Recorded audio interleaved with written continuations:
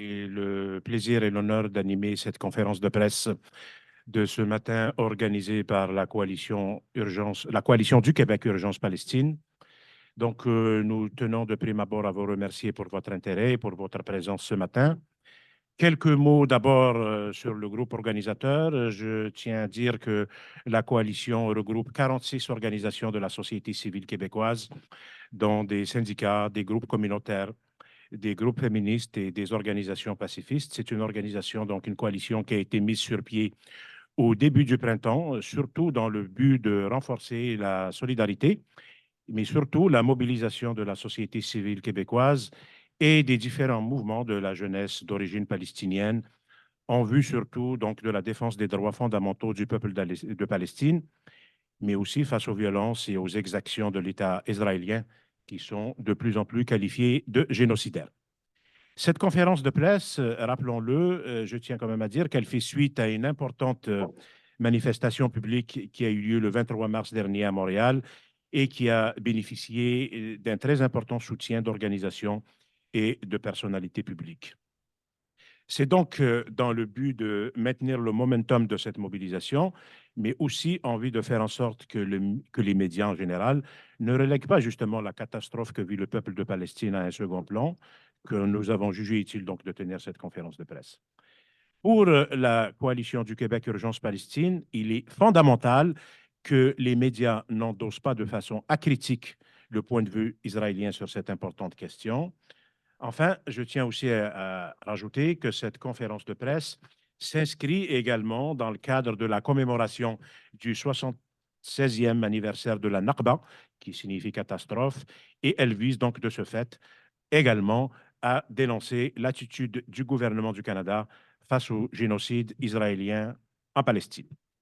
Tout cela étant dit, donc nous nous réjouissons de compter dans le cadre de cette conférence de presse sur la présence de 4 personnes qui suivent de près cet enjeu et qui portent une parole publique compétente, informée, mais surtout une parole qui met les principes du droit et de la justice au cœur de leur travail.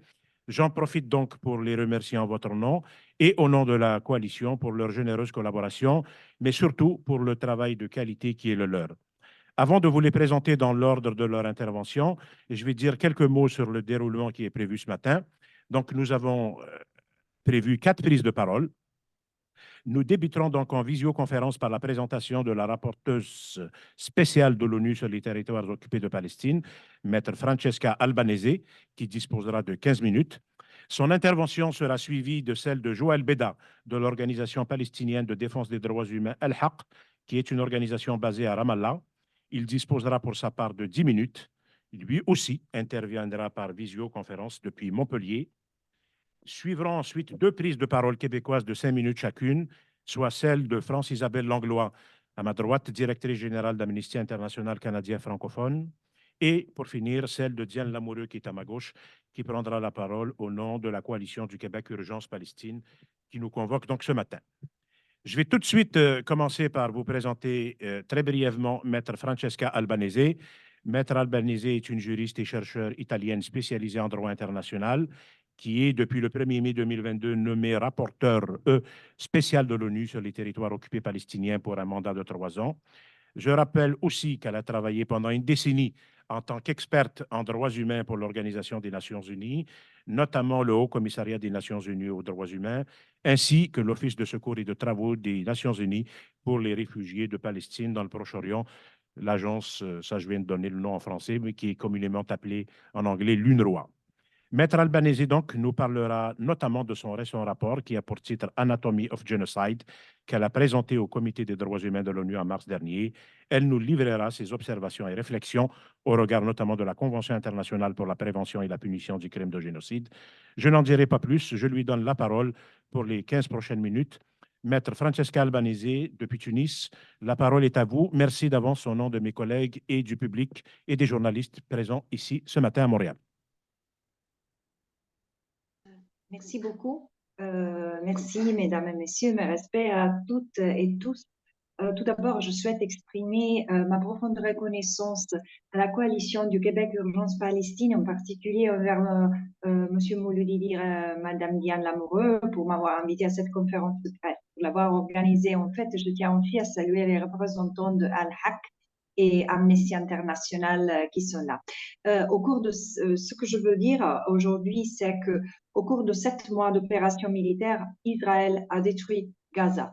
Le nombre effroyable de décès, les dommages irréparables infligés à ceux qui y survivent, la destruction systématique de tous aspects nécessaires à la survie à Gaza, des hôpitaux aux écoles, des maisons aux terres arables et les dommages infligés à des centaines de milliers d'enfants, ainsi qu'aux mères enceintes et aux jeunes mères, cela ne peut être qu'interprété comme constituant une preuve prima facie d'une intention de détruire systématiquement les Palestiniens en tant que groupe à Gaza.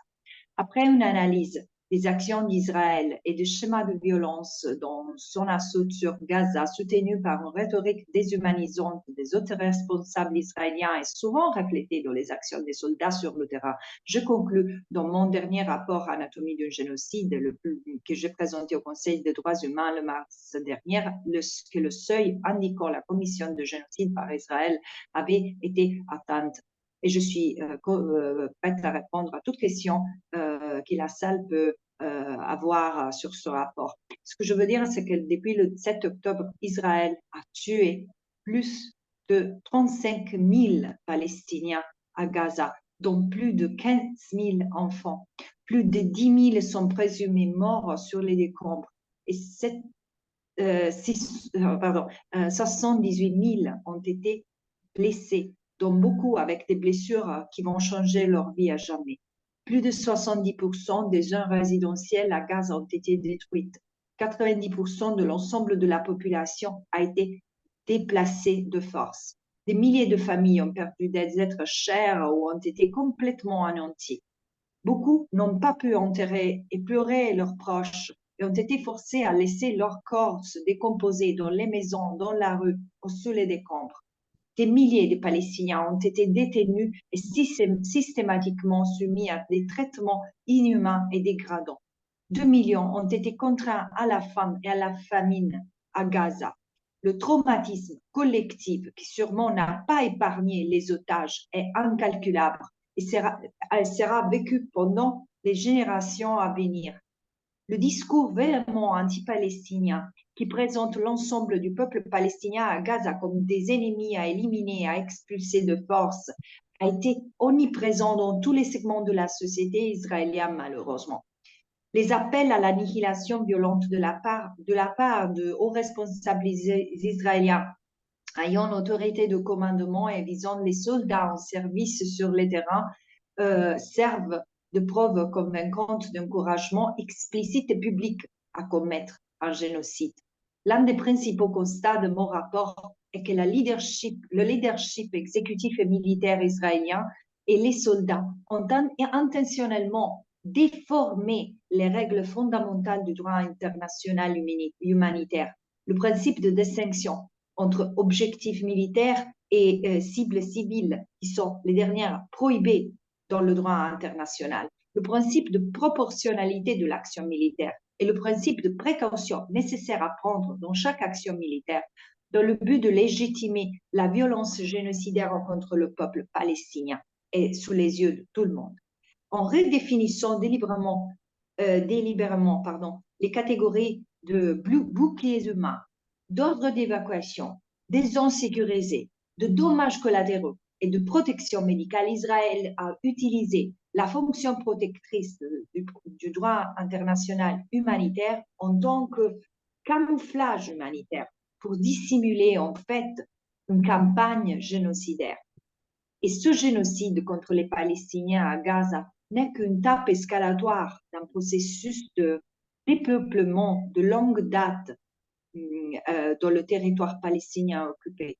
En fait, c'est depuis plus que 70 ans que ce processus étouffe les Palestiniens en tant que peuple, démographiquement, culturellement, économiquement et politiquement, écrasant leur droit inaliénable à l'autodétermination, à exister en tant que peuple libre sur cette terre, dans une tentative de les déplacer et d'exproprier et de contrôler leurs terres et leurs ressources. La Nakba, comme a été évoqué, est encore en cours doit être arrêté et remédié une fois pour toutes. Récemment, Israël m'a une fois de plus, arbitrairement refusé l'accès au territoire palestinien occupé, me contraignant à rendre compte de la situation des Palestiniens sous occupation depuis des États voisins, à savoir la Jordanie et l'Égypte. Cette dernière visite m'a confirmé que le territoire palestinien occupé est plongé dans une spirale de violence incontrôlable, avec les récits des Palestiniens et d'autres témoins ajoutant de nouveaux degrés aux atrocités que le monde a observées depuis le début des assauts sur Gaza il y a 7 mois. Le rythme et l'intensité avec lesquels cette violence s'est propagée au reste du territoire occupé confirment en fait qu'aucun Palestinien n'est en sécurité sous le contrôle sans entrave d'Israël. La situation à Gaza est pire de ce que j'avais précédemment évalué dans mon rapport, avec des implications sérieuses et multiformes à long terme. La plupart des victimes que j'ai rencontrées en Égypte ont subi des blessures catastrophiques, ont vu des membres de leur famille tués et ont subi les effets de la destruction par Israël de l'infrastructure sanitaire de Gaza, même après le 26 janvier 2024, date à laquelle la Cour internationale de justice a rendu un arrêt ordonnant à Israël de prévenir le génocide à Gaza. Les patients qui arrivaient auparavant en Égypte avec principalement des symptômes liés aux blessures explosives et de guerre sont désormais rejoints par des patients atteints par des maladies chroniques et ou de malnutrition, surtout les enfants, résultant de la catastrophe humanitaire intentionnellement provoquée à Gaza. Les photos datant de seulement 8 mois, par exemple, me montrent un garçon Hamid de 8 ans au jujufle, maintenant devenu maigre et passant ses sujets dans une douleur atroce due à la pancréatite développée à cause des conditions difficiles qu'il a subies à cause du siège. Ceux qui ont quitté Gaza sont fracturés et tourmentés par la culpabilité de survivants, un traumatisme sévère. Même les médecins qui ont soigné les patients à Gaza.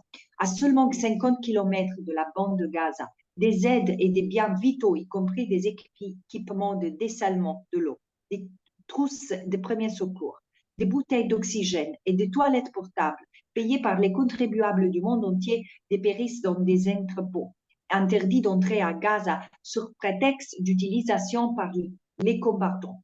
Les mesures humanitaires mises en œuvre jusqu'à présent, comme largage aérien et corridors maritimes, ne sont qu'un palliatif pour ce qui est désespérément nécessaire et légalement dû à Gaza. Ces mesures sont largement insuffisantes pour soulager la catastrophe humanitaire qu'Israël a créée. Ma visite a aussi confirmé l'importance cruciale du mandat de l'Agence hongroise pour les Palestiniens et les personnes de la région, alors que les Palestiniens ont fui une fois de plus vers la sécurité. Les pays environnants ne peuvent pas absorber seuls l'impact des pratiques pernicieuses d'Israël consistant à tuer et à déplacer la population civile de Gaza.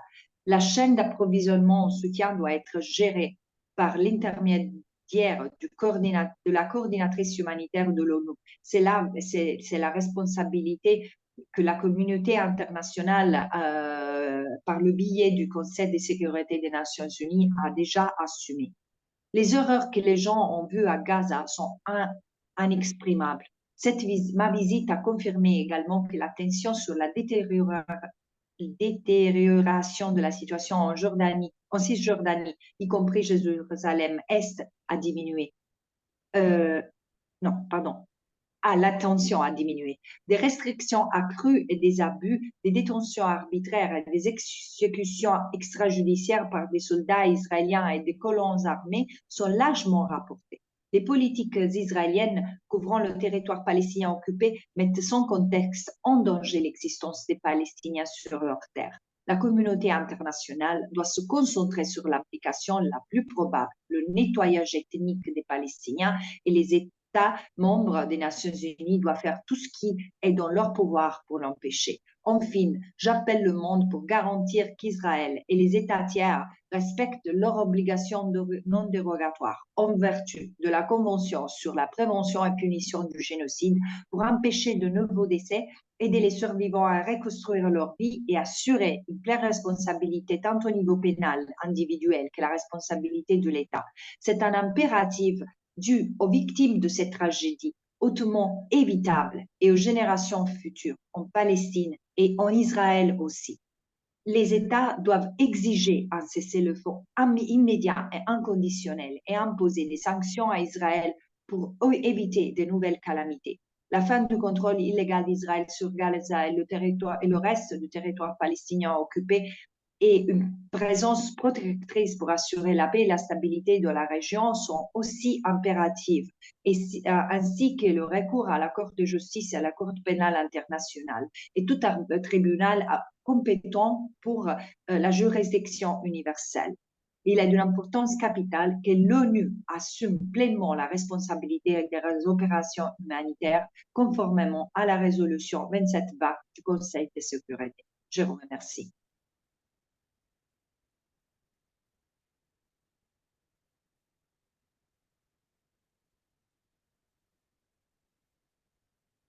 Merci beaucoup, Maître Albanese. Donc, vous aurez l'occasion d'approfondir certains points, parce que vous disiez que vous disiez tout à l'heure que la situation à Gaza est pire que ce que vous avez dit dans votre rapport de mars. Donc, il y aura des questions qui vont vous être posées. Vous pourriez élaborer là-dessus. On va tout de suite enchaîner avec la prise de parole de Joël Beda, qui va donc nous s'exprimer en visioconférence également depuis Montpellier, en France. Joël Beda est titulaire d'un Master 2 Sécurité internationale, défense et intelligence économique, ainsi que d'un diplôme universitaire de droit international humanitaire délivré donc par l'université Nice Sophia Antipolis, donc c'est en France, diplôme qu'il a obtenu en 2015. Joël Beda va prendre la parole au nom d'Al-Haq, Association palestinienne de défense des droits humains, comme je l'ai dit tout à l'heure, qui est basée à Ramallah. Al-Haq est l'une des plus vieilles organisations de défense des droits humains dans le monde arabe. Elle est également pionnière dans la production de documents d'analyse portant sur les conséquences de l'occupation israélienne au regard du droit international humanitaire et du droit international des droits humains. Pour ceux qui veulent en savoir davantage sur le type de travail que fait cette organisation, sur leur prise de position, sur les documents qu'ils ont élaborés au regard de l'actualité récente, je vous invite à aller voir leur site internet alhaq.org, alhaq.org, pour donc vous enquérir de leur position récente. Voilà, Joël Beda, la parole est à vous pour 10 minutes. Merci d'avance. Alors, bonjour à tous. Merci d'avoir organisé cette conférence de presse au nom d'Al-Haq. Merci de m'y avoir convié. Je suis ravi d'y représenter Al-Haq.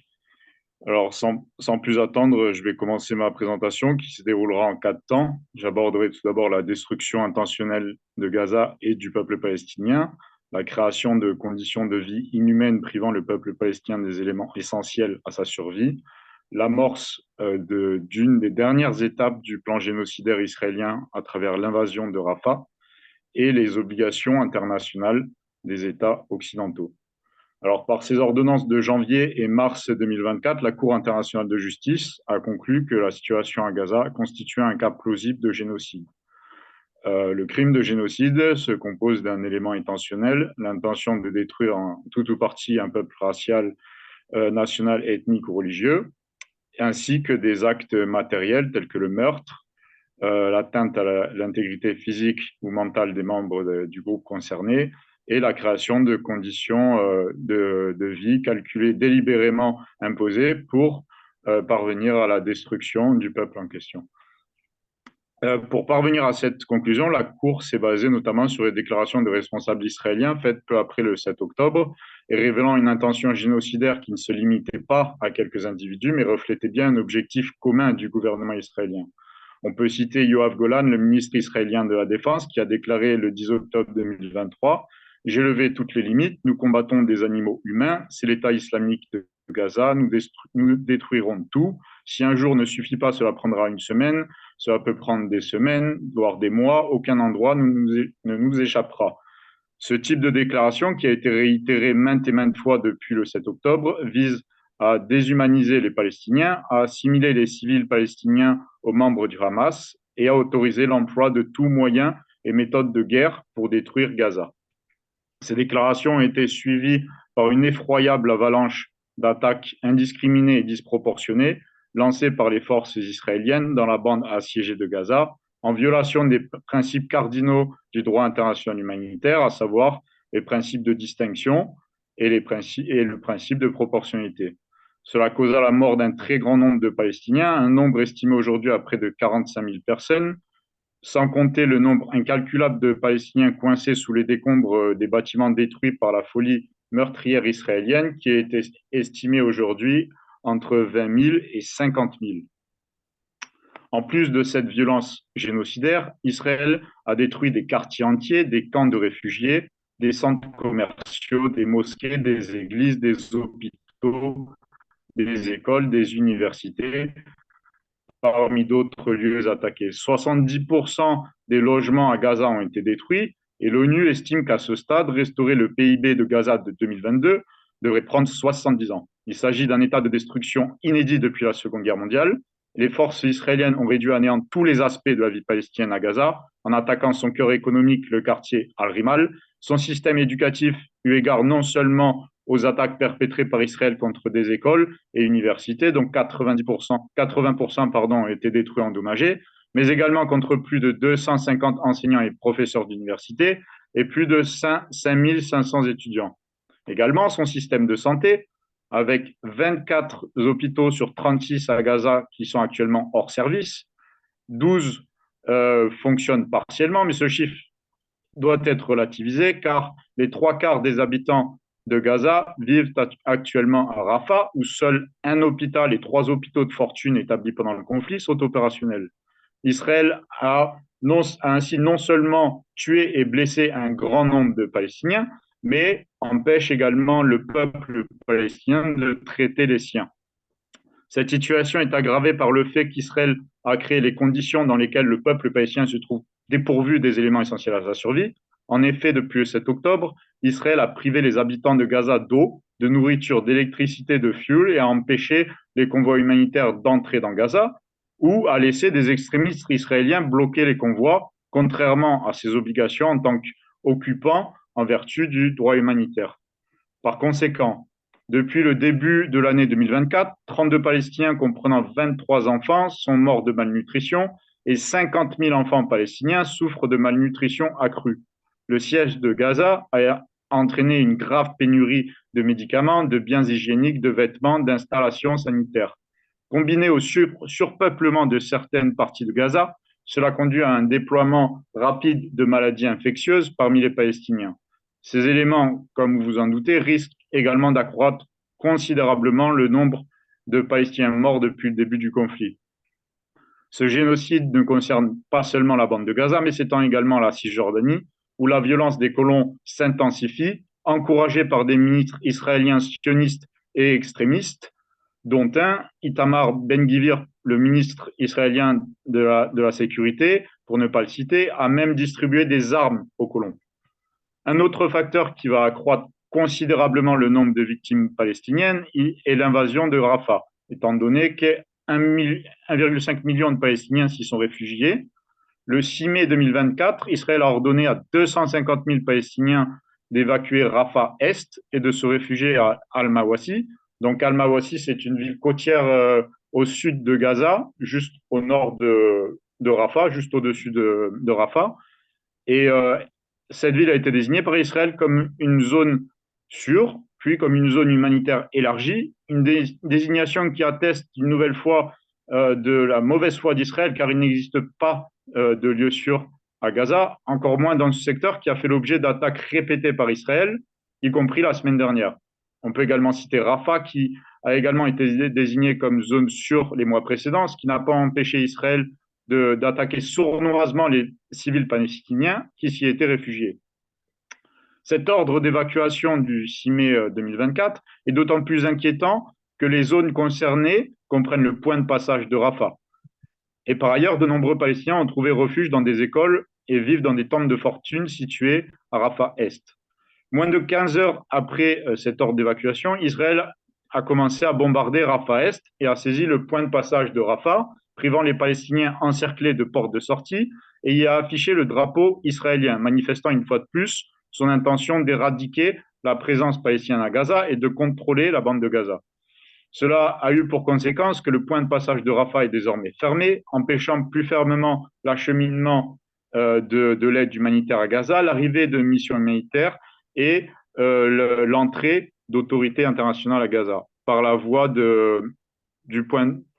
terrestre, étant donné qu'Israël contrôle l'autre point d'accès à Rafah, le point de passage Kerem Shalom. Donc cela exacerbe encore plus la crise humanitaire et la privation de biens essentiels à Gaza. Dans ce contexte, le Canada, au même titre que les autres États occidentaux, a l'obligation d'utiliser tous les moyens à sa disposition pour inciter Israël à cesser sa campagne génocidaire. Cette obligation est inscrite à l'article 1 de la Convention sur la prévention et la répression du crime de génocide. Cette obligation a été rappelée par la Cour internationale de justice comme une obligation erga omnes, c'est-à-dire qui est applicable à tous les États, car elle porte sur des normes fondamentales tellement importantes que tous les États ont intérêt à voir ces normes respectées. Également, en vertu de l'article 1 commun aux conventions de Genève, le Canada a l'obligation de respecter, mais surtout de s'assurer du respect du droit international humanitaire par les États parties, dont Israël. L'impunité dont jouit Israël depuis des décennies, et plus particulièrement depuis 6 mois, ne fait que l'encourager à aller de l'avant et à commettre d'autres atrocités, comme le montre la récente invasion de Rafah par les forces israéliennes. Ce que nous demandons, ce ne sont pas de simples déclarations condamnant Israël, mais bien des actions décisives et concrètes, telles que des sanctions économiques et d'autres contre-mesures, tant qu'Israël ne se conformera pas au droit international. Soutenir l'investigation menée par la Cour pénale internationale, qui devrait incessamment sous peu émettre des mandats d'arrêt à l'encontre de hauts responsables israéliens, est un aspect essentiel dans cette prévention du génocide. L'urgence d'enquêter sur ces crimes se fait d'autant plus ressentir aujourd'hui avec la situation à Rafah telle qu'exposée précédemment, et eu égard à la fonction dissuasive de la justice pénale internationale de commettre de tels crimes, des crimes internationaux. Cette urgence tient également au fait qu'Israël s'est efforcé au cours des 6 derniers mois d'empêcher le rassemblement de preuves de ces actes génocidaires, en tuant des journalistes, en interdisant Al Jazeera en Israël et en Palestine, en enterrant les victimes palestiniennes en masse, en détruisant les bureaux de nos partenaires, tels qu'Al-Mezan et le Palestinian Center for Human Rights, qui travaillent sur le terrain à Gaza pour réunir de telles preuves. Enfin, et j'en terminerai par là, il ne s'agit pas seulement de faire cesser le génocide et de s'assurer que des poursuites pénales sont exercées contre des hauts dirigeants israéliens. Il faut également agir sur les causes profondes de ce génocide. Par causes profondes, j'entends l'occupation, le colonialisme israélien et l'apartheid. Donc il faut contribuer au démantèlement du régime colonialiste et d'apartheid israélien en faisant cesser également en faisant cesser l'occupation de la Palestine, ce qui permettra un retour des réfugiés palestiniens en Palestine historique. Ce génocide doit en effet être perçu dans une perspective historique, dans la continuité de la Nakba, comme il a été dit précédemment. Voilà, je vous remercie pour votre attention.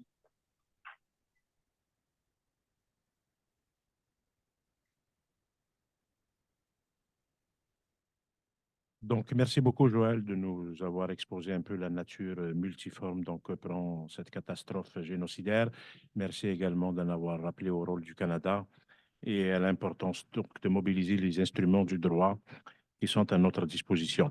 On va donc enchaîner maintenant avec la troisième prise de parole, celle de France Isabelle Langlois, qui est directrice générale d'Amnesty International Canada francophone depuis 2019, c'est ça? Voilà. France Isabelle Langlois possède plus de 20 années d'expérience dans des postes de responsabilité au sein d'organisations de solidarité internationale et de défense des droits. dont Droit et démocratie, par exemple. Pour en savoir davantage sur les positions d'Amnesty International au sujet de ce qui se passe en ce moment en Israël et dans les territoires palestiniens occupés, nous vous invitons donc à visiter le site internet d'Amnesty, amnesty.ie, donc .ca. France Isabelle Langlois, vous avez 5 minutes. Merci d'avance. Ah oui.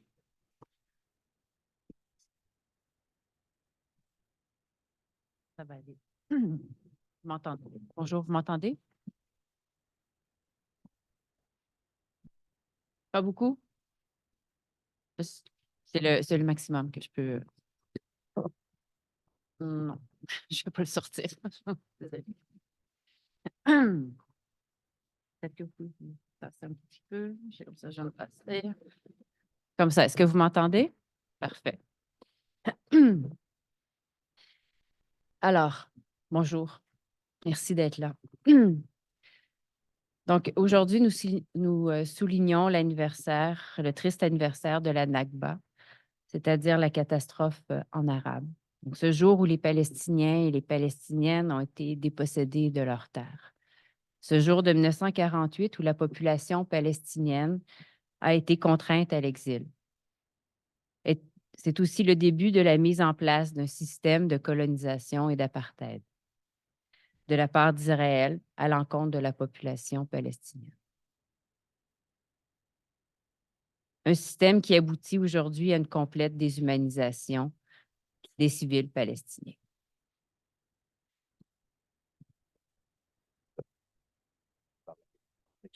Peut-être qu'il faut lever le micro du...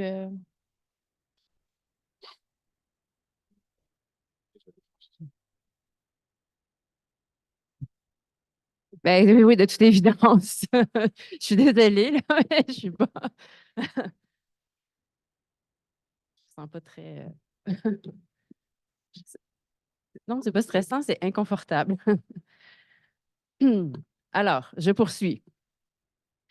Dans ces circonstances, et face au risque réel de génocide qu'encourt la population civile palestinienne, notamment la population civile à Gaza, face à la famine qui sévit, Amnesty International appelle tous les gouvernements du Québec et du Canada de permettre aux gens d'exprimer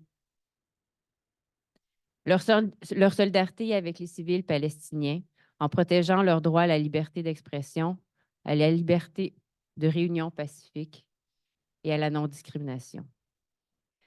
Amnesty demande aux États, dont le Canada, de cesser de fournir des armes à Israël, au risque de se rendre complices de crimes de guerre et d'autres violations du droit international. Amnesty International demande depuis longtemps l'instauration d'un embargo total sur les armes à destination d'Israël, du Hamas et d'autres groupes armés qui prennent part à la guerre à Gaza. Les forces israéliennes se livrent à des attaques illégales à Gaza, notamment des attaques menées sans discrimination, contribuant à de lourdes pertes en vie humaine et causant des destructions et des dégâts massifs aux infrastructures civiles. Dans le cadre de nos recherches, nous avons relevé le fait que des armes fournies à Israël, notamment par les États-Unis, ont servi à mener des frappes aériennes illégales ayant causé de nombreuses victimes civiles. Alors que la Cour internationale de justice a déclaré qu'il existe un risque réel, plausible de génocide à Gaza, et compte tenu de l'obligation qui incombe à tous les États en vertu du droit international de prévenir un génocide, les gouvernements qui continuent de livrer des armes à Israël risquent d'enfreindre la Convention pour la prévention et la répression du crime génocidaire. Tous les États doivent faire pression sur Israël pour qu'il mette fin à ses opérations terrestres à Rafah et garantisse le libre accès de l'aide humanitaire conformément à leur obligation de prévenir le génocide. Les civils palestiniens et palestiniennes à Gaza sont des êtres humains, pas des pions que l'on peut déplacer sur un échiquier au bon vouloir des autorités israéliennes. L'idée que des civils déplacés puissent être en sécurité quelque part à Gaza s'est plusieurs fois avérée illusoire. L'armée israélienne ayant attaqué des zones qu'elle avait précédemment désignées comme sécuritaires. En tant que puissance occupante, Israël est tenu d'assurer la sécurité des Palestiniens et des Palestiniennes dans la bande de Gaza occupée, qui sont protégés au titre du droit international humanitaire et doit notamment fournir des services et des vivres nécessaires à leur survie. Non seulement Israël ne l'a pas fait, mais il a continué et continue d'entraver la fourniture de ces services à la population civile par les agences humanitaires des Nations unies et les organisations internationales d'aide, et ce, depuis 2007. En l'absence de garantie quant à la sécurité des habitants et à leur retour en toute sécurité chez eux, notamment au nord de Wadi Gaza, comme le prévoit le droit international humanitaire, les ordres d'évacuation répétés sont illégaux au regard du droit international et peuvent constituer un transfert forcé. Seul un cessez-le-feu immédiat et durable impliquant toutes les parties pourra mettre fin aux souffrances civiles et rétablir une certaine confiance dans la valeur universelle du droit international. Merci.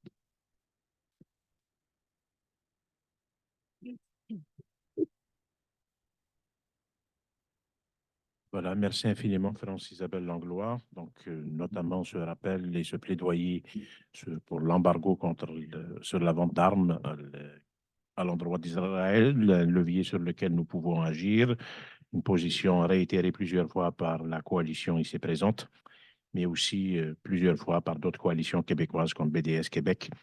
Voilà, donc nous espérons que ça se retrouvera dans la couverture médiatique. La dernière prise de parole, et non la moindre, celle de Diane Lamoureux, qui est à ma gauche, professeure émérite au département de sciences politiques de l'Université Laval. Elle est membre du conseil d'administration de la Ligue des droits et libertés. Elle est membre du COCO, donc le comité de coordination de la coalition du Québec Urgence Palestine. Elle a été membre d'une mission d'observation québécoise en Palestine en 2009. Donc, Diane Lamoureux disposera de 5 minutes et elle prendra la parole au nom, justement, de la coalition du Québec Urgence Palestine.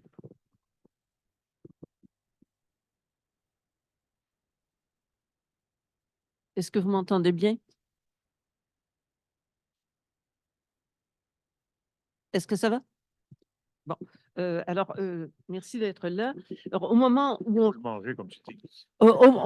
se parle, le génocide se poursuit non seulement à Gaza, mais dans les autres territoires palestiniens occupés illégalement par Israël, comme nous l'a rappelé Joël Beda. C'est justement cette occupation illégale, mais tolérée depuis trop longtemps par la communauté internationale, qui est la cause de la résistance palestinienne. Comme organisation de solidarité avec le peuple palestinien, la Coalition du Québec Urgence Palestine ne peut qu'être scandalisée de la situation qui est faite à la population palestinienne de Gaza. Celle-ci est soumise depuis plus de 7 mois à des bombardements intensifs qui touchent principalement la population civile, comme en témoigne le dénombrement des victimes, qui sont majoritairement des femmes et des enfants, et qui vise à détruire les institutions culturelles et sanitaires, les logements et les infrastructures d'eau potable et d'électricité. Le blocus imposé par Israël a aussi pour effet d'affamer la population. Nous sommes aussi révoltés par les atermoiements du gouvernement canadien, qui non seulement réitère périodiquement son soutien à Israël, mais manque à toutes ses obligations en vertu du droit international et même à toute décence humaine. Le Canada est signataire de la Convention internationale pour la prévention et la répression du crime de génocide. Cette convention oblige les États qui l'ont ratifiée à son article 5, et je cite, « à prendre, conformément à leurs constitutions respectives, les mesures législatives nécessaires pour assurer l'application des dispositions de la présente convention, et notamment à prévoir des sanctions pénales efficaces frappant les personnes coupables de génocide ou de l'un quelconque des actes énumérés à l'article 3. » Fin de la citation. Ce sont ces actes qui ont été relevés dans le rapport de Francesca Albanese et qu'elle nous a rappelé aujourd'hui. Pourtant, l'attitude du Canada a été tout autre. D'abord, il a hésité à appeler à un cessez-le-feu à Gaza, invoquant fallacieusement le droit d'Israël de se défendre. Il a retiré temporairement son financement à l'UNRWA, l'agence onusienne la plus à même de fournir efficacement une aide humanitaire à la population civile palestinienne, non seulement à Gaza, mais également en Cisjordanie, à Jérusalem-Est, au Liban, en Jordanie et en Syrie, où il y a des camps de réfugiés palestiniens. Le Canada a aussi permis à l'État israélien de poursuivre son œuvre génocidaire en lui fournissant des armes et du matériel militaire supposément non létal. Malgré la motion votée par le Parlement canadien le 18 mars dernier appelant à cesser les ventes d'armes à Israël, le Canada a continué d'honorer les contrats conclus avant cette date, de même que l'envoi de matériel militaire qui transite par les États-Unis. De la même façon, le Canada n'a pas mis tous les moyens en œuvre pour forcer Israël à lever son blocus contre Gaza. Le Canada est également signataire des conventions de Genève qui fixent certaines conditions que doivent respecter les parties belligérantes en cas d'affrontement. Ce qui se passe actuellement à Gaza est tout à fait contraire aux conventions de Genève. Les parties belligérantes, selon celles-ci, doivent protéger les populations civiles, ce qui n'est pas le cas, malgré le déplacement forcé devant supposément servir à cette fin d'une bonne partie de la population de Gaza. Les parties belligérantes doivent épargner les hôpitaux et le personnel sanitaire. L'armée israélienne a mis la quasi-totalité des hôpitaux de la bande de Gaza hors service, en se livrant notamment à des combats pendant plus de 2 semaines à l'hôpital Al-Shifa. Les parties belligérantes doivent permettre le secours aux blessés. L'armée israélienne tire sur les ambulances et sur le personnel sanitaire. Les parties belligérantes doivent permettre l'aide humanitaire. Israël ne la laisse passer qu'au compte-gouttes et tire même sur des convois humanitaires clairement identifiés. Israël pousse même l'incurie jusqu'à tirer sur des civils affamés qui tentent de récupérer de l'aide alimentaire parachutée par les pays occidentaux. Nous avons honte de l'attitude du gouvernement canadien. Le Canada doit prendre immédiatement des sanctions contre Israël, de la même façon qu'il a pris des sanctions contre la Russie suite à l'invasion de l'Ukraine.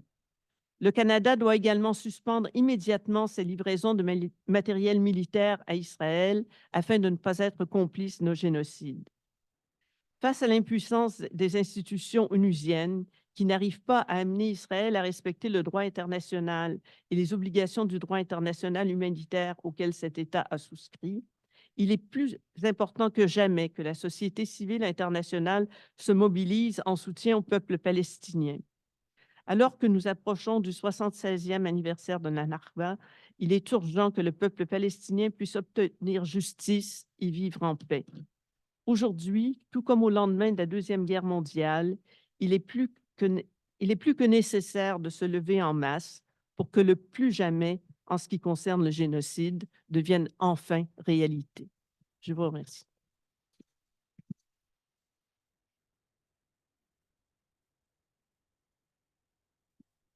Voilà, merci beaucoup, Diane.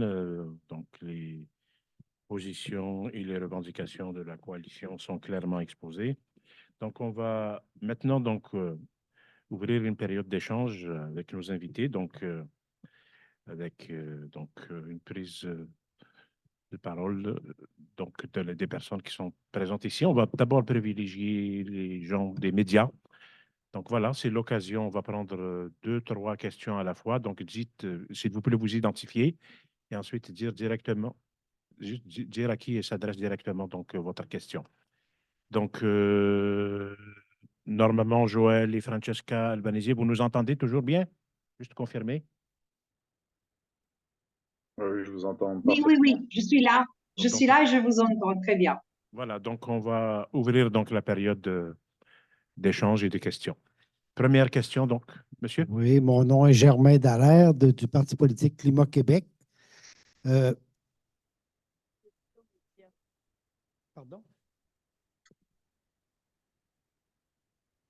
On va donc donner la parole à un journaliste en premier. Donc, on reviendra avec le public dans un second temps. Madame? Oui, bonjour, je suis Rima El Khoury de la presse. J'avais une question pour Maître Albanese. Est-ce qu'elle est toujours avec nous? Oui, elle est toujours là, Francesca D'accord. Albanese. Donc, j'ai lu le rapport Anatomie de génocide et oui, je vais parler plus fort. En fait, je me demandais, donc, quand on parle de génocide pour qualifier ce qui se passe en ce moment en Israël, on nous répond souvent, on n'a pas vraiment de preuves, car tous les chiffres qu'on a sur les morts, les blessés, 70% des femmes, des enfants, tous ces chiffres-là viennent du Hamas et donc qui n'est pas une source crédible dans la guerre qu'il mène contre Israël. Donc, qu'est-ce qu'on peut répondre à cette affirmation? Merci, Mme El Khoury. Est-ce que, Maître Albanese, vous avez bien entendu la question de la journaliste Rima El Oui. Khoury? Oui, tout d'abord, c'est intéressant, je remercie tout d'abord la journaliste qui a posé la question et c'est intéressant la posture des médias occidentaux. Et je ne veux pas mettre qui est clairement en difficulté, qui a posé la question. Mais est-ce que vous posez la même question pour les chiffres qui sont donnés par les Israéliens? Parce que je ne sais pas si c'est le cas, mais en général, on a un gouvernement israélien qui a souvent, dans les guerres précédentes et même dans cette guerre-là, menti, par exemple sur les boucliers humanitaires, sur l'existence des centres opérationnels de Hamas sous les hôpitaux et tout. Et ça n'est jamais questionné. Là, revenons aux chiffres. Alors, il y a deux choses. Les chiffres qui donnent le Hamas, c'est le ministère de la Santé, en fait. Le Hamas n'est pas seulement bon, je comprends qu'en Occident, le Hamas, c'est comme le ISIS. Et franchement, on peut avoir toute antipathie qu'on veut envers l'idéologie d'Hamas, à des ministères, à une structure civile et qui a opéré en tant que telle pendant 16 ans. Il y a eu 5 guerres avant que de celle-là. Et le maximum il y a jamais eu une contestation, c'est-à-dire à la fin de chaque guerre, des commissions d'enquête ont vérifié et la différence entre les chiffres donnés par le ministère de la Santé à Gaza, qui est fait par des officiers civils, et ceux-là qui ont été acceptés par les internationaux, était presque pareil. Et ce que les Nations Unies disent aujourd'hui à Gaza, qu'en fait, si c'est vrai qu'il n'y a pas la façon pour vérifier tous les chiffres donnés, c'est fort probable en fait que le chiffre final sera beaucoup plus élevé de ce que le ministère de la Santé donne en tant que mort, par exemple, parce que il n'y a plus, depuis le premier attaque à l'hôpital de Al-Shifa, on a détruit la possibilité de vérifier toutes les données, c'est-à-dire on n'arrive plus à compter les morts. C'est ça la vérité. Le deuxième fait, c'est que le niveau de destruction de Gaza n'est pas estimé seulement par le ministère de la Santé de Hamas. Et la Banque mondiale a publié un dossier fait par des images satellitaires sur Gaza, en fait, qui pas seulement il confirme que la destruction, comme a été documentée par les Nations Unies et aussi les ministères du Hamas à Gaza, est réelle, mais est beaucoup plus grave de ce qui a été estimé. D'ailleurs, pourquoi Israël ne permet à aucun observateur étranger, y inclus la presse, de rentrer dans la bande de Gaza? Ça m'étonne que les journalistes occidentaux qui ne peuvent pas rentrer dans la bande de Gaza sont autant silencieux et n'en font pas beaucoup de pression comme l'ont fait dans le cas de la Russie contre les empêchements qui viennent du gouvernement israélien. Merci. Merci, Maître Albanese. Est-ce que vous avez une seconde question? On va prendre la question du monsieur, on reviendra à vous. Une deuxième question? Oui, bonjour, Karl Marchand, Cogeco Nouvelles. Ma question est pour Mme Langlois. Qu'est-ce que vous aimeriez voir les citoyens faire justement pour exprimer cette urgence-là à l'endroit de la situation à Gaza? Quelle pression doivent-ils faire sur le gouvernement? Merci, monsieur. La question est claire.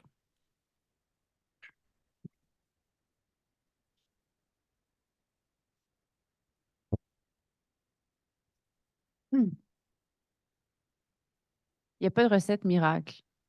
Il faut continuer la mobilisation, il ne faut pas se fatiguer. Souvent, dans ce genre de situation, on observe, on finit par observer avec le temps une fatigue des médias, une fatigue de la population. On se mobilise moins, on en parle moins. Donc, il ne faut pas se fatiguer.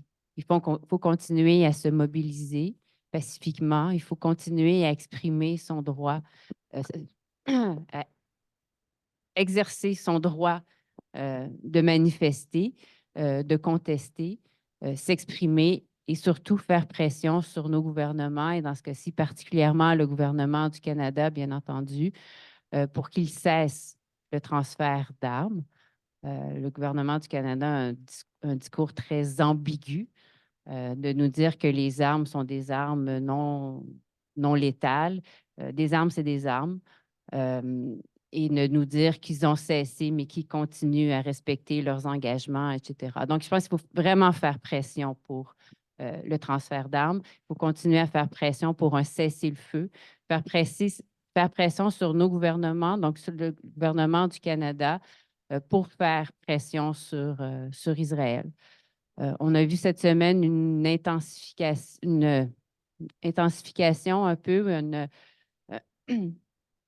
comment dirais-je, les États-Unis ont pris une position un peu plus dure vis-à-vis d'Israël. Il faut continuer à pousser dans cette direction-là. Et c'est l'ensemble des populations qui vont faire pression sur l'ensemble des gouvernements, qui vont faire pression sur l'ensemble du système multilatéral et surtout des États-Unis, parce qu'il n'y a personne qui est dupe. On sait que les maîtres du jeu, au final, ce sont les États-Unis. Merci. Une seconde question, Mme Milkouri? Oui, une deuxième question pour Maître Albanese. Vous avez dit que ce que vous avez vu après avoir rédigé votre rapport, les témoignages que vous avez eus en Égypte, si j'ai bien compris, on parlait d'une situation qui était pire que ce que vous aviez pu constater au moment de rédiger votre rapport. Si vous deviez pouvez-vous élaborer là-dessus? Qu'auriez-vous ajouté à ce rapport s'il avait été fait à la suite de ces nouveaux témoignages que vous avez recueillis? Oui, en fait, ce qui est beaucoup pire, c'est pour moi l'impact de la destruction des hôpitaux. Parce qu'en fait, j'ai parlé avec beaucoup de médecins, soit en Égypte, soit en Jordanie, qui sont en train de soigner le très peu de gens qui sont malades ou blessés à Gaza. Il y a 68 000 personnes blessées, beaucoup parmi eux avec des blessures permanentes, des invalidantes. Et là, il y a, pour vous donner deux éléments, les patients qui arrivaient auparavant étaient surtout avec des blessures de guerre. Il avait été frappé soit par des bombes, les conséquences des bombes ou des projectiles. Là, ce qui s'avère de plus en plus, c'est soit les effets de la malnutrition, soit les effets de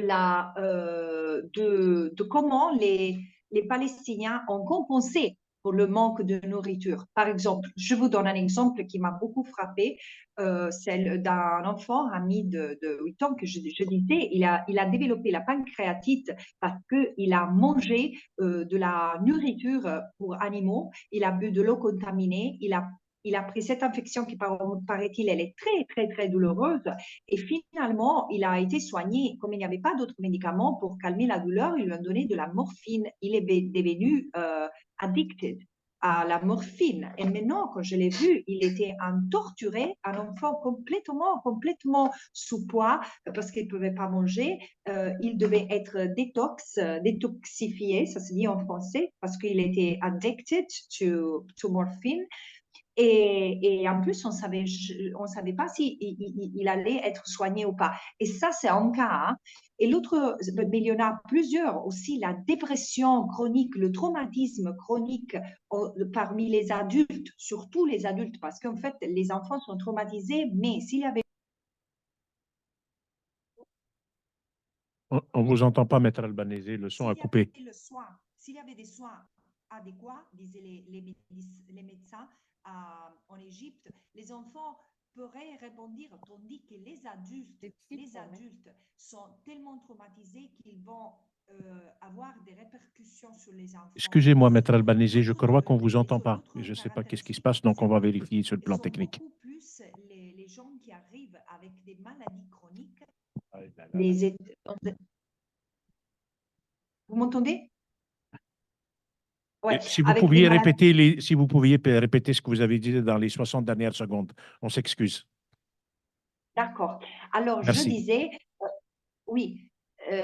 je disais que voilà, il y a la malnutrition, il y a la dépression qui affecte les adultes et les enfants à cause du traumatisme, à cause de.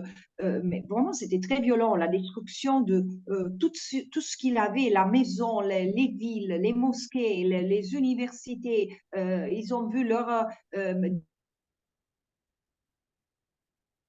disparu, après réapparu, arrêté par l'armée israélienne, après torturé. C'était brutal, brutal ce que ces gens souffrent. Et il y a un manque de capacité d'assister tous ces gens-là pour se répondre. Et la dépression des parents va affliger aussi, disons, la reprise du traumatisme des enfants. Et l'autre chose, il y a beaucoup de maladies chroniques qu'à l'époque, on pouvait plus ou moins, très mal, mais on pouvait soigner à Gaza comme le cancer, le diabète, les maladies respiratoires qui sont en train d'augmenter aussi, ou la leucémie qu'on ne peut plus soigner à Gaza à cause de la destruction de tout hôpital. Quelle était la raison de détruire tout hôpital à Gaza? Il y en a 4 qui restent plus ou moins fonctionnels. Et là, vous voyez,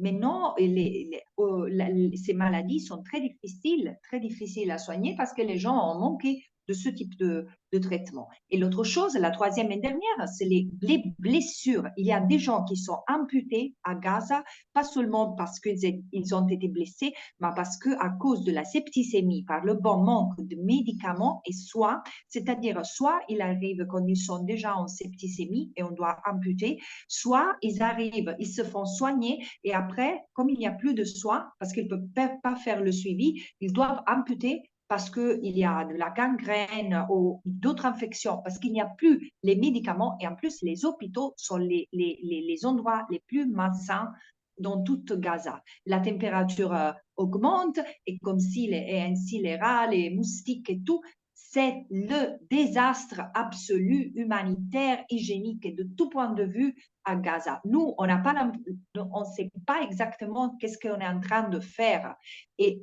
Mais quand la poussière de la guerre et les bombes se seront arrêtées, on verra ce que l'armée israélienne a fait. Et là, on pourra pleurer nos larmes, mais on n'a rien fait pour prévenir. Je voudrais ajouter à la demande, vous savez, la fatigue de ne plus protester, c'est un signe du privilège. Nous, on est des privilégiés qui on peut aussi éviter de s'occuper de ce qui se passe à Gaza. Mais c'est notre obligation, moi en tant qu'Européenne, vous en tant que Canadien, de s'occuper, de gérer aussi ce conflit parce que ça se passe aussi avec votre argent et avec votre nom. Voilà.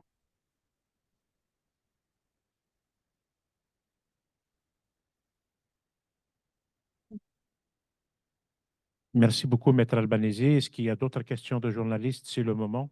On a encore une quinzaine de minutes. J'en vois dans la salle. Voilà, sinon, on va ouvrir au public. On va prendre 3 questions du public. On va alterner donc hommes-femmes. Donc, allez-y, c'est le moment.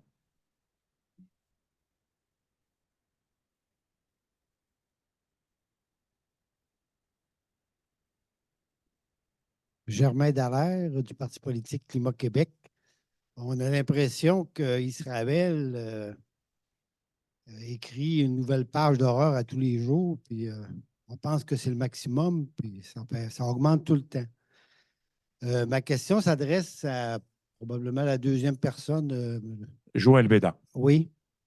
Il a parlé d'un déplacement de Rafah de 250 000 personnes vers c'est une partie côtière de la bande de Gaza.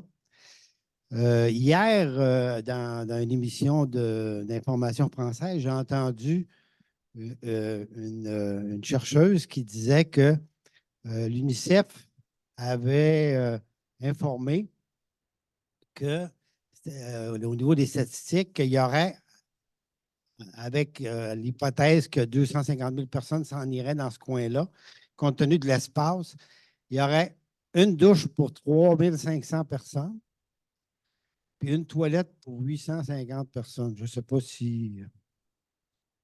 Voilà. Donc, Joël, est-ce que vous avez entendu la question, le commentaire sur la promiscuité? C'est un Oui, oui, euphémisme tout à fait. comparativement. Donc, Vous pouvez élaborer. la zone vers laquelle ces 250 000 Palestiniens ont été, vers laquelle ils doivent se réfugier, ça représente 6 km².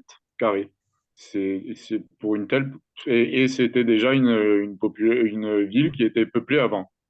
Donc, oui, c'est la promiscuité, elle n'est pas particulière à Al-Mawasi, elle est partout dans Gaza. Gaza, c'est 2 millions d'habitants, plus de 2,3 millions d'habitants.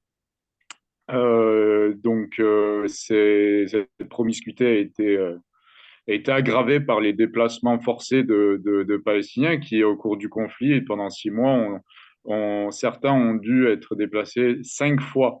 5 fois. Voilà. Donc, Al-Mawafi, c'est un exemple qui illustre assez bien cette promiscuité.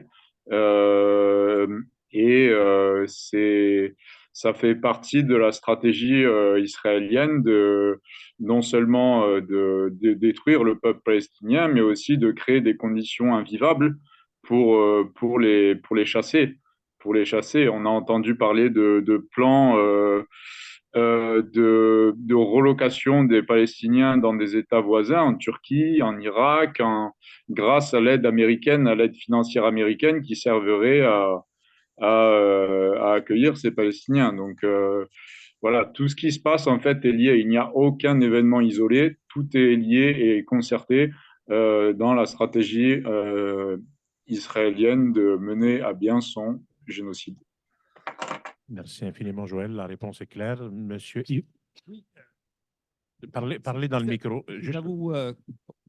Ça vous convient? Juste vous présenter, s'il vous plaît. Oui, Yves Engler, independent journalist. Et si ça vous convient, j'aimerais demander ma question en anglais pour Madame Albanese. So my question is there have been a number of legal pursuits in Canada around Justin Trudeau and Foreign Affairs Minister Melanie Joly about pursuing them for Canada's role in providing arms to Israel, which I believe is actually just only a small component of Canada's support for Israel's military. There's all kinds of charities that are subsidized charities that support the Israeli military. The Communications Security Establishment, Canada's NSA, provides intelligence to Israeli military. So my question is that as a lawyer, how do you see this effort to actually criminally pursue in the international domain, either at the International Criminal Court or Canada at the International Court of Justice, as Nicaragua has raised, the Canadian state or Canadian politicians for their complicity in Israel's Holocaust in Gaza? Juste, Maître Albanese, s'il vous plaît, la question était claire. Donc, si vous pouviez répondre en français, par contre, parce que les gens dans la salle ne parlent pas tous anglais. Bon. D'accord. Je dois S'il dire, vous plaît. je remercie beaucoup le journaliste qui m'a posé la question parce qu'en fait, ça me donne aussi l'opportunité de remercier vraiment les avocats et la société civile canadienne qui fait un travail très, très important. Tout d'abord, je trouve que tous les procès, toute action qui se mène dans les cours est fondamentale parce qu'il y a une impunité totale garantie par les classes politiques, des dirigeants politiques, surtout dans les pays occidentaux. Pas seulement, hein, pas seulement. Je ne veux pas absolver aussi les pays arabes qui n'ont clairement fait pas assez, non, ils ont aussi aggravé la situation, mais dans les pays occidentaux, jusqu'à présent, il y a eu des systèmes de justice qui fonctionnent et qui sont vraiment une forme de garantie, de contrôle sur les abus du pouvoir. Alors là, je trouve que ce qui se mène dans les cours, c'est fondamental. Une autre chose, moi je veux dire, et je pense que ça va aboutir, et ça doit en fait aller de plus en plus. Vous savez, il n'y a pas seulement les responsabilités du gouvernement dans les transferts d'aide militaire. Il y a une autre forme de, je ne sais pas, par exemple, combien de Canadiens sont aussi des colons. Des colons, c'est-à-dire ils habitent dans des colonies illégales qui sont des crimes de guerre. Moi, j'ai vu qu'au Canada et qu'aux États-Unis, il y a des occasions publiques de vente de la terre des Palestiniens dans le territoire, dans la Cisjordanie et Jérusalem-Est. Ça, c'est affreux. Il y a aussi des fonds de pension, des investissements dans les colonies. Tout ça doit être ciblé. Et maintenant aussi, s'il y a des Canadiens qui sont allés joindre l'armée israélienne pour la dernière guerre contre Gaza, mais aussi pour les violences qui se passent dans la Cisjordanie et Jérusalem-Est. Je veux dire, il faut vraiment garder les yeux super ouverts et cibler à travers des mécanismes de justice tous ceux qui ont participé de façon directe ou indirecte, aussi les corporations, aussi tout ce qui est businesses dans l'entreprise israélien de apartheid, en fait. Ayez le courage de parler de ce qu'Israël fait. C'est un système d'apartheid. Et l'autre chose que je voulais dire, permettez-moi, je vais prendre une autre minute, c'est que la responsabilité du gouvernement canadien, c'est pas seulement dans l'aide financière ou dans l'aide militaire qui a donné l'aide diplomatique. Toutefois qu'on a essayé de poursuivre des formes de justice, même au niveau de l'Assemblée générale, j'ai vu moi-même le Canada, comme d'autres pays occidentaux, se mettre de travers. Et ça, c'est vraiment honteux en considérant aussi l'histoire du Canada en tant que pays qui a lui-même des origines de colonialisme, de peuplement, et ça devrait être plus respectueux de l'histoire du peuple palestinien.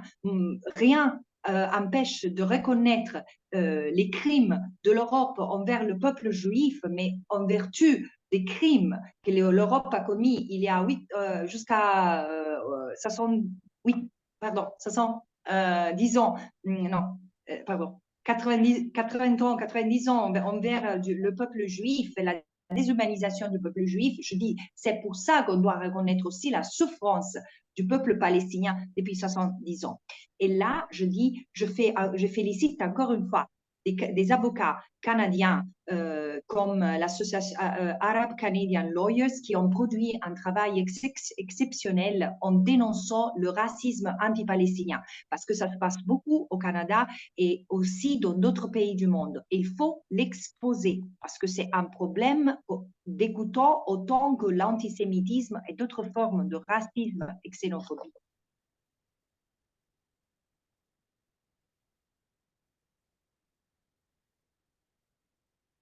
Donc, on a encore des personnes qui veulent poser des questions. Allez-y, madame. Vous identifiez, s'il vous plaît, d'abord. Oui, Justine Raymond, citoyenne. La question que j'ai, c'est en lien avec la mise en place d'un bureau du gouvernement du Québec à Tel Aviv. Si on regarde, je veux dire, on parle de la question canadienne, mais en même temps, comment peut-on justifier que dans une situation de guerre comme celle qui se vit présentement à Gaza, que le gouvernement canadien, que le gouvernement québécois ouvre un bureau commercial et quelle indication avez-vous, si vous en avez, sur la question de l'objectif véritable? Parce que le ministre Fitzgibbon disait que c'est pour toute l'innovation dont est capable Israël et en quoi, je veux dire, en lien avec l'armement et l'intelligence artificielle, ce dossier-là ne peut pas être d'autant plus inquiétant et à dénoncer.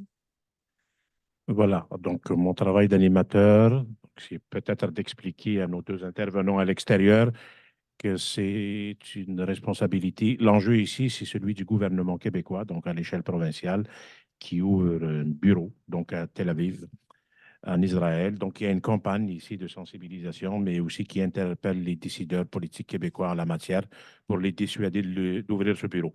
Donc, voilà, je voulais juste dire ça pour Francesca Albanese et Joël Beda, peut-être qu'ils ne sont pas au fait des subtilités de la politique canado-québécoise.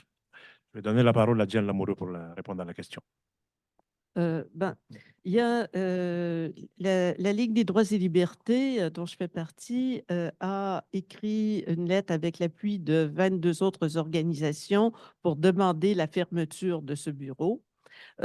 Normalement, nous rencontrons la sous-ministre, une sous-ministre du ministère des Relations internationales la semaine prochaine pour en discuter et tirer plus au clair qu'est-ce qu'ils veulent obtenir par ça. Mais c'est très clair que la position qu'on défend, c'est que d'abord, il faut fermer ce bureau qui est on ne le sait pas parce que ça dépend qui parle, savoir s'il est ouvert ou pas, et ça dépend des semaines. Mais il faut aussi s'abstenir de tout commerce avec Israël dans ce qui a trait au secteur militaro-industriel et les systèmes de sécurité, une bonne partie des hautes technologies dont on nous vante les mérites sont souvent des technologies qui ont été testées en terrain militaire.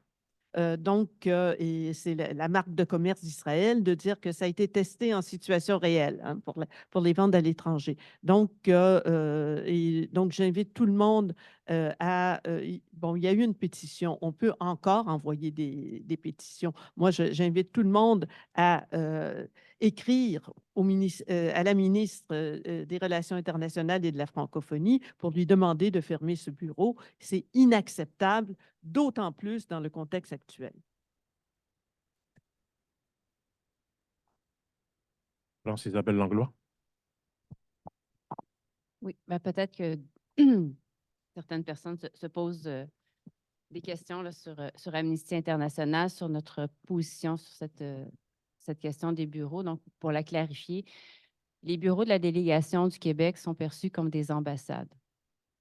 La position d'Amnesty International partout à travers le monde, c'est qu'on favorise les relations diplomatiques qui se font à travers les ambassades. Donc, c'est comme ça qu'on perçoit les délégations du Québec. Cela étant dit, on demande au gouvernement, aux États, d'utiliser leurs relations diplomatiques à bon escient dans un contexte comme celui-ci. Et donc, on fait pression sur le gouvernement du Québec qui semble assez, je choisis mes mots, assez obtus vis-à-vis de la situation. C'est quand même assez inusité de la part d'un gouvernement du Québec à venir jusqu'à présent en ce qui concerne la situation du conflit israélo-palestinien. Donc, il y a vraisemblablement une insensibilité à ce qui se passe. Dans un contexte comme celui-ci, non seulement on demande de ne pas transférer d'armes, mais on demande aussi de faire attention à nos échanges économiques avec un gouvernement, un État qui vraisemblablement est en train de commettre des crimes de guerre, peut-être des crimes contre l'humanité, peut-être un génocide. Dernière des choses, bureau ou pas, est-ce que ça va empêcher le gouvernement du Québec de faire du commerce avec Israël? Je ne pense pas non plus. Donc, je pense que la pression est vraiment sur le commerce et vraiment sur le gouvernement du Québec d'être beaucoup plus, de faire preuve de beaucoup plus d'humanité, d'avoir une position beaucoup plus humaine par rapport à ce qui se passe. On a entendu des déclarations. Je ne sais pas si vous avez suivi la ministre des Relations internationales du Québec qui était au Corim il y a quelques semaines. C'était assez effarant comment elle avait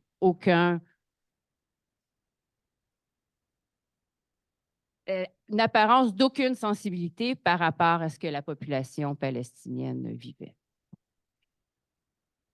Merci.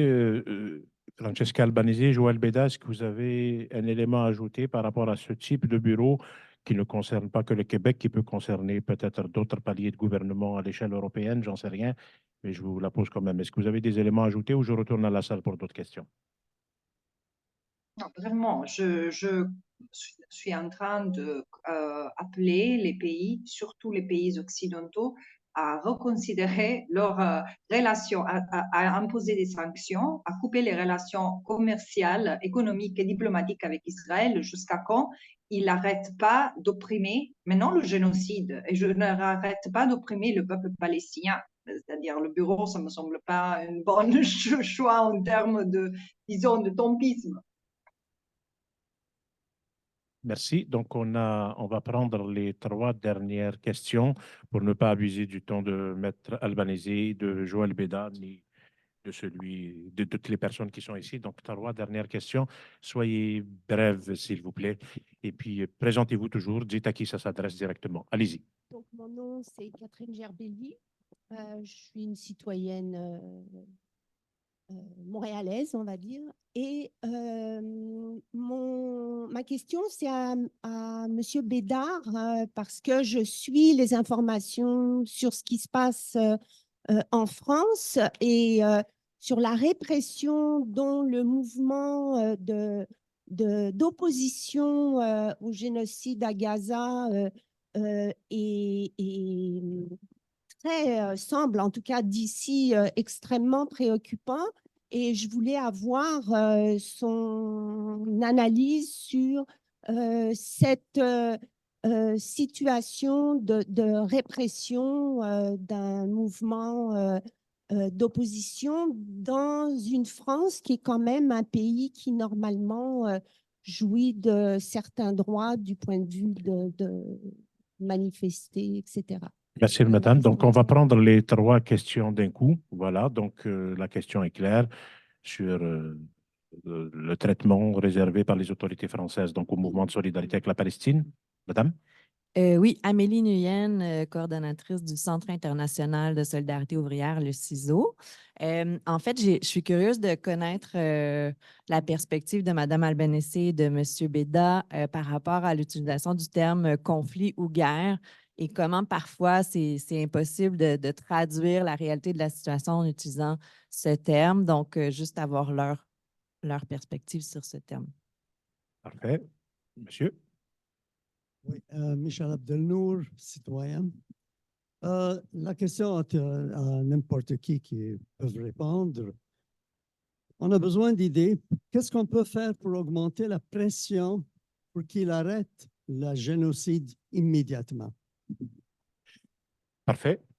Donc, première question à Joël Beda sur la France et ses relations avec la façon que les autorités françaises gèrent cette question et la solidarité au sein de la société civile. L'autre sur l'utilisation des termes, donc conflit, guerre. Une réflexion là-dessus. Donc, la question est posée à Joël Beda et à Francesca Albanese. Et la dernière, j'imagine qu'elle s'adresse à toutes les personnes ici présentes sur ce qui peut être fait concrètement. Voilà, Joël, pour commencer. La répression des mouvements de solidarité, des mouvements pro-palestiniens en France, c'est lamentable, tout simplement. J'ai honte de la politique extérieure, mais de comment comment c'est l'expression, la liberté d'expression est utilisée par les manifestants à ce sujet. Donc en France, c'est un sujet très sensible. Les citoyens jouissent en effet de liberté, dont la liberté d'expression, mais pas pour tout. Voilà, il y a un 2 poids 2 mesures. Pour des raisons historiques, parler d'Israël, c'est un sujet tabou. Et vous êtes comme en Israël, en fait, voire pire. Parce qu'en 2014, lors du conflit, le seul pays où les manifestations pro-palestiniennes étaient interdites, c'était en France. Voilà, donc vous êtes tout de suite taxé d'antisémitisme si vous parlez d'Israël en France. C'est très difficile d'en parler, il faut prendre des pincettes, malheureusement. Et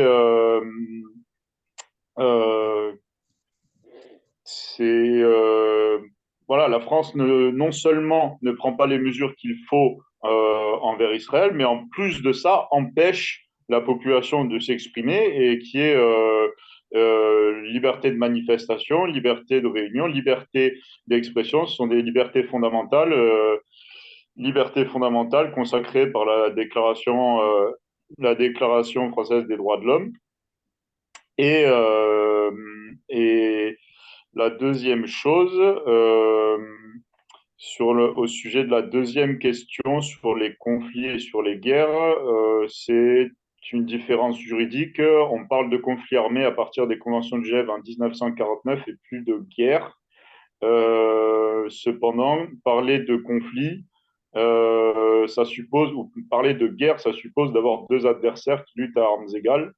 Or, aujourd'hui, à Gaza, c'est l'armée israélienne qui commet un génocide et qui, soi-disant, cherche à éliminer le Hamas, mais les faits ne confirment pas cette version et les faits indiquent que 35 000 Palestiniens ont été tués et qu'un nombre, je ne sais pas combien de militants du Hamas ont été tués, mais c'est un nombre infime comparé au nombre de civils palestiniens tués. Donc ce n'est pas une guerre contre le Hamas, ce n'est pas un conflit armé comme c'est défini en droit humanitaire, c'est bien un génocide, un crime contre l'humanité et un crime de guerre également, mais pas dans le cadre d'une guerre à proprement parler entre deux forces qui luttent à armes égales. Maître Albanese, votre réponse et en même temps votre mot de la fin? Oui, je vais être bref parce que malheureusement, je dois vous quitter dans 3 minutes. Oui. Alors, je trouve qu'effectivement, il y a un problème de sémantique qui révèle aussi la grande difficulté, la grande complexité de l'approche occidentale à cette situation. Moi, je n'ai aucun problème à parler de conflit parce que du point de vue juridique, c'est qu'il y a une confrontation armée, c'est un conflit. Mais je dis que ça, c'est l'histoire des Palestiniens ou l'histoire israélo-palestinienne est ponctuée par les conflits, mais c'est une histoire de apartheid et un processus de colonisation qui ne s'est jamais arrêté. Et moi, je m'occupe de ce qui se passe dans le territoire palestinien occupé depuis le 1967, ce qui reste de la Palestine historique. Là, il n'y a pas de sens, pas question qu'ils continuent à établir des colonies. Et là, même, vous voyez, il y a des pays occidentaux où même pour parler d'occupation, laissons tomber apartheid devient comme une insulte, laissons tomber génocide, mais est-ce qu'on peut avoir cette sensibilité menu à la carte et aux compréhensions du droit international, application du droit international menu à la carte? Ça, c'est l'érosion complète du multilatéralisme et surtout du droit international à la base du multilatéralisme. Par les paroles, par les mots abusés, désabusés, il y a sûrement cela l'accusation d'être antisémite, l'accusation de soutenir le terrorisme. Parce que, soyons clairs, l'antisémitisme existe et est révoltant. Et ça, c'est un problème à gérer. Et en fait, il faut bien se rappeler de c'est quoi qui a causé l'Holocauste. L'Holocauste n'est pas venu de rien, mais c'était disons, le but des siècles de discrimination contre les Juifs. Il était tellement déshumanisé dans les yeux des Européens que, franchement, les tuer aux milliers, aux millions, ça ne faisait aucune différence à la plupart des gens. Sinon, on n'aurait pas eu cette machine, cette industrie de tuerie. Voilà. Et c'est cette déshumanisation on est censé de voir aussi dans ce qu'on fait aux Palestiniens, en Israël et ailleurs. Et aussi le terrorisme. Le terrorisme doit se reconnaître dans son objectivité. Et c'est quoi l'acte de terrorisme et pas c'est qui terroriste? Parce que sinon, c'est trop facile de suivre ce que les pays occidentaux, individus, identifient en tant que terrorisme.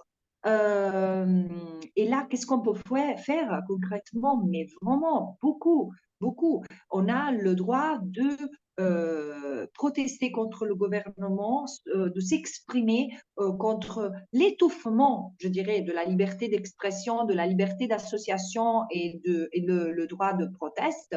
Il faut défendre les gens qui sont silencés à ce moment-là, soient-elles palestiniens ou juifs, parce qu'il y a aussi tellement de juifs qui sont en train d'être pénalisés par leur soutien à la, disons, à la reconnaissance de la liberté et des droits humains aux Palestiniens.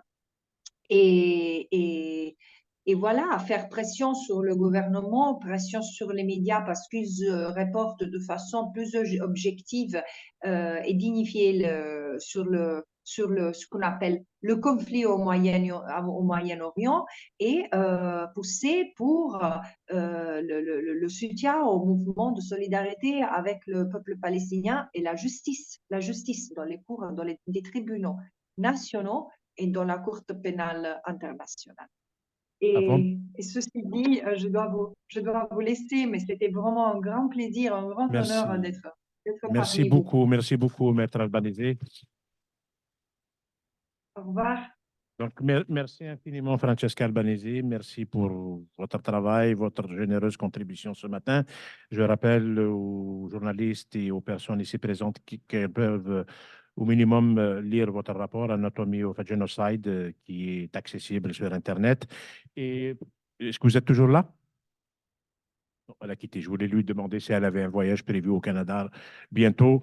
Je pense qu'elle sera ici au mois d'octobre, mais on vous tiendra au courant. Donc, des éléments à ajouter. Diane Lamoureux, France-Isabelle Langlois pour finir. Diane, oui. France-Isabelle. Continuons à maintenir la pression et à se solidariser et à se mobiliser. Merci. Bon, pour tout ce qu'on peut faire, c'est des mobilisations.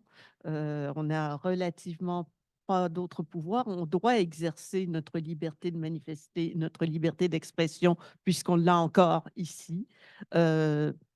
Et la meilleure façon de les défendre, c'est de les exercer. Mais je vous rappelle qu'il y a une manifestation demain à 14 h à Westminster, devant le consulat israélien à Westminster Square, ce qui est une façon mais aussi, il y a des campagnes au Canada pour l'embargo sur les armes. Il y a une campagne il y a une campagne qu'on va continuer pour la fermeture du bureau du Québec à Tel Aviv et on vous demande d'embarquer dans ces campagnes-là. Merci. Alors, si je comprends bien, donc merci infiniment. Merci à Joël Bédard. Merci infiniment, Joël. Donc, je vous demanderai de l'applaudir, s'il vous plaît.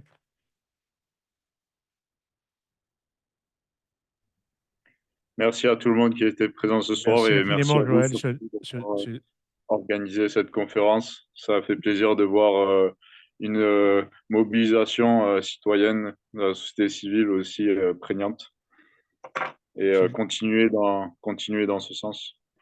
Donc, merci Joël pour votre générosité. J'invite les gens à découvrir l'association qui est la vôtre, elhaq.org. Donc, Joël, on reste en contact, sans d'autres collaborations possibles. Merci France-Isabelle Langlois. Merci Diane Lamoureux, qu'il faut applaudir également. Donc, avant de donner la parole à ma collègue Martine Éloi, je voudrais donc remercier ceux et celles qui se sont mobilisés de toutes sortes de façons, mais notamment au soutien technique, notamment Linda Kellil et Sissi de la Côte pour l'enregistrement et la transmission des présentations. Merci également à la Coalition du Québec Urgence Palestine pour l'initiative de cette conférence. Donc, Martine, tu voulais dire quelque chose pour ceux et celles qui veulent en savoir davantage sur les actions à venir de la coalition? À toi la parole. En fait, je voulais... Vous m'entendez? Oui. En fait, je voulais juste ajouter qu'on dit que la vérité est la première victime de la guerre, donc, et que l'information est vraiment le nerf. Donc, je voulais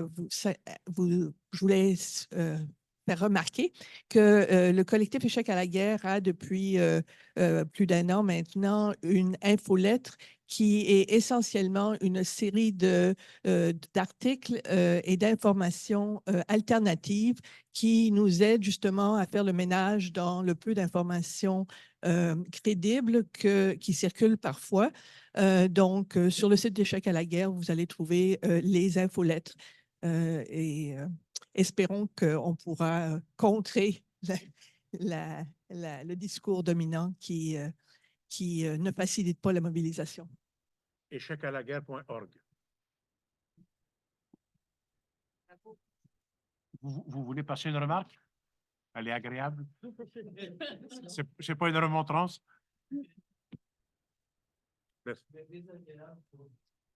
Allez-y, allez-y.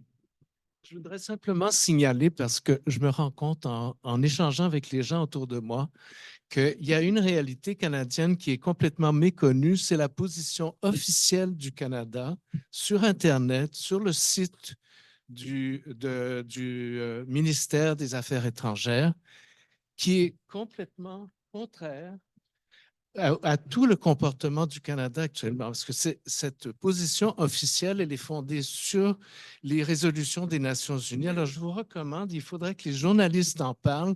Il y a une contradiction complète entre le gouvernement actuel et son comportement et la position officielle qui a été la même depuis 20 ans, là, elle n'a pas changé. Alors, c'est ça. Sur le site, c'est sur le site de... Vous faites... position officielle, conflit Israël-Palestine, et vous tomberez sur cette page du ministère des Affaires étrangères. Ça vaut la peine de jeter un coup d'œil. C'est contre l'occupation, contre le mur, c'est clair comme de l'eau de roche. Merci infiniment. Voilà, merci à tous et à toutes. Bonne fin de journée, bon appétit.